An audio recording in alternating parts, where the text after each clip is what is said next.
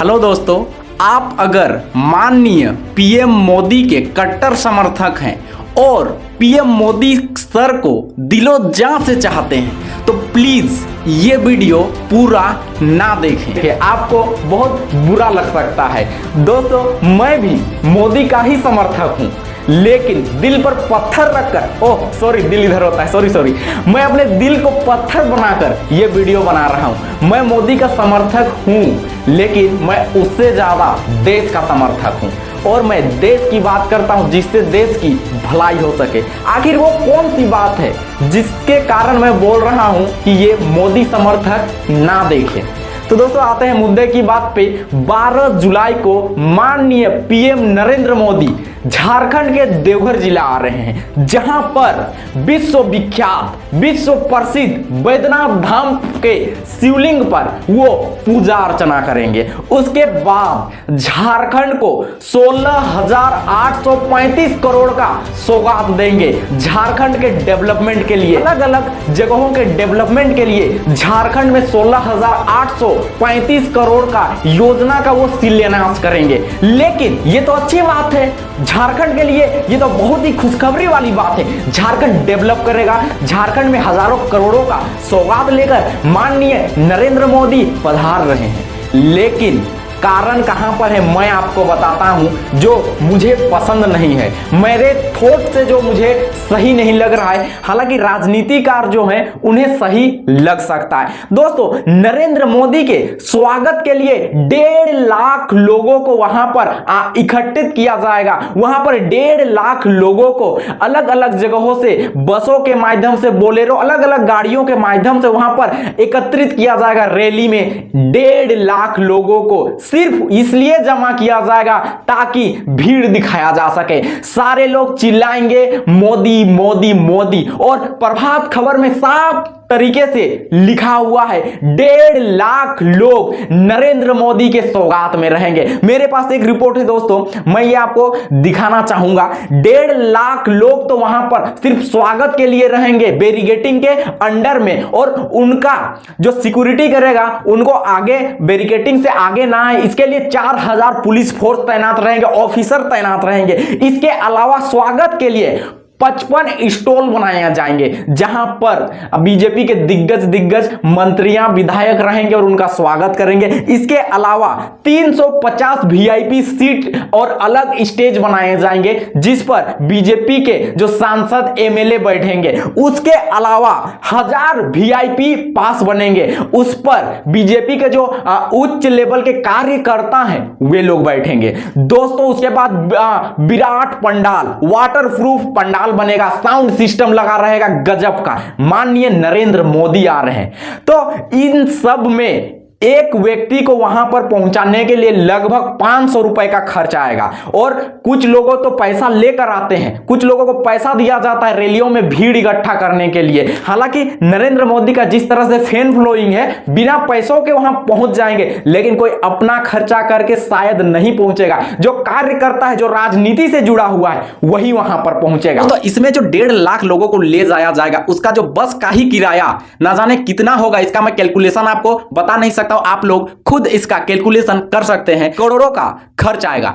और कई जगहों पर तो इसमें पैसों का बंदर बांट होता है। अगर एक बस 10,000 रुपया किराया ले रहा है तो बीजेपी फंड से लगभग 25,000 रुपया निकाला जाएगा। कैसे? वो सीढ़ी बाई सीढ़ी लोग पैसा खाते जाएंगे, कोई 2,000, कोई 3,000 एक बस के लिए, और ऐसे करते करते जो किराया 10,000 लगा है वो 25,000 तक निकल जाएगा। कहां से? बीजेपी फंड से। अब बीजेपी का फंड कहां से आता है? तो कहीं ना कहीं वो भारत का ही पैसा है, और ये जो पैसा कहां से जाएगा? भारत के जनता का पैसा। जिन पैसों से भारत का विकास होना चाहिए, वो पैसा पानी में जा रहा है। मेरा नरेंद्र मोदी से सवाल है, माननीय नरेंद्र मोदी सर, क्या आप ये सही कर रहे हैं? आप 1.5 लाख लोगों के सामने शिलान्यास कर रहे हैं। दोस्तों, इसमें करोड़ों का पैसा सिर्फ पानी में बह जाएगा, व्यर्थ चला जाएगा। मेरा इस पर साफ सवाल है कि क्या सिर्फ स्वागत के लिए, क्या सिर्फ भीड़ जमा करने के लिए 1.5 लाख लोगों को वहां पर इकट्ठा करना जरूरी है, जबकि आसपास में कोई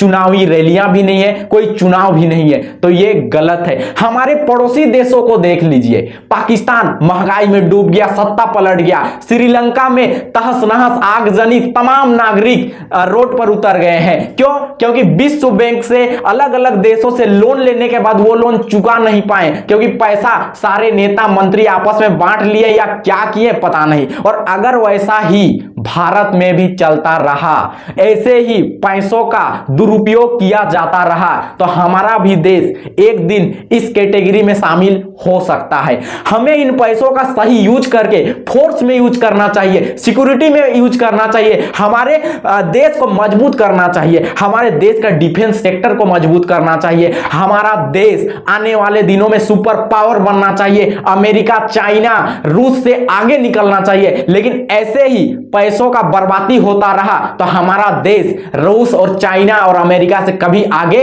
नहीं बढ़ सकता है। जिस तरीके से नेता मंत्री और अधिकारी लोग देश को डुबो रहे हैं, जिस तरीके से पैसों का इन लोग दुरुपयोग कर रहे हैं, यह देश के जनता के साथ अन्याय है। माननीय नरेंद्र मोदी, मेरा आपसे सवाल है, आप 16,835 करोड़ का सौगात झारखंड के लिए लेकर आए हैं, उसके साथ ही आप लगभग 10 से 15 करोड़ वेस्ट कर रहे हैं पैसा।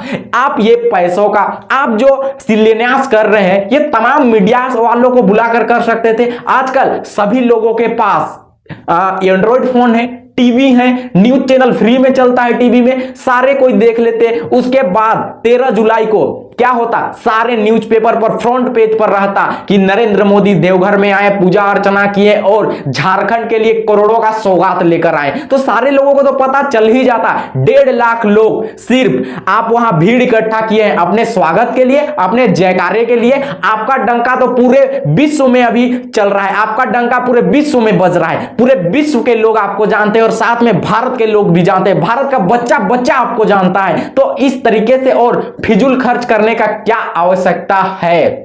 आप आसपास में चुनावी रैलियां रहता तो जीतने के लिए आप कर सकते थे, लेकिन सिर्फ अपना शिलान्यास दिखाने के लिए 1.5 लाख लोगों को बुलवा रहे हैं, वो भी स्वागत के लिए, भीड़ इकट्ठा के लिए। आप कितना जय जय कराएंगे? आप ये गलत कर रहे हैं। आप जो इन पैसों को वेस्ट कर रहे हैं, इससे लगभग 20 से 50 गांव डेवलप हो जाते हैं। जिन गांवों में पानी की सुविधाएं नहीं है, जिन गांवों में सड़क नहीं है, जिन गांवों में बिजली नहीं है, जिन गांवों में शिक्षा व्यवस्था सही नहीं है, जिस गांव में चिकित्सा व्यवस्था सही नहीं है, ये सारा चीज सुधर सकता था। जो ये फालतू का पैसा वेस्ट हो रहा है। दोस्तों, अगर आप एक इंपॉर्टेंट वीडियो पाना चाहते हैं, जिस वीडियो में हम सारे प्रमुख नेताओं का पुतला दहन करेंगे, क्योंकि जो पेंशन मिलता है नेताओं को हारने के बाद, वो पेंशन बंद होना चाहिए। आपका उसमें सपोर्ट मिलना बहुत जरूरी है। आप उस पर हमारा सपोर्ट करेंगे तो वो वीडियो ज्यादा से ज्यादा लोगों तक पहुंच पाएगा।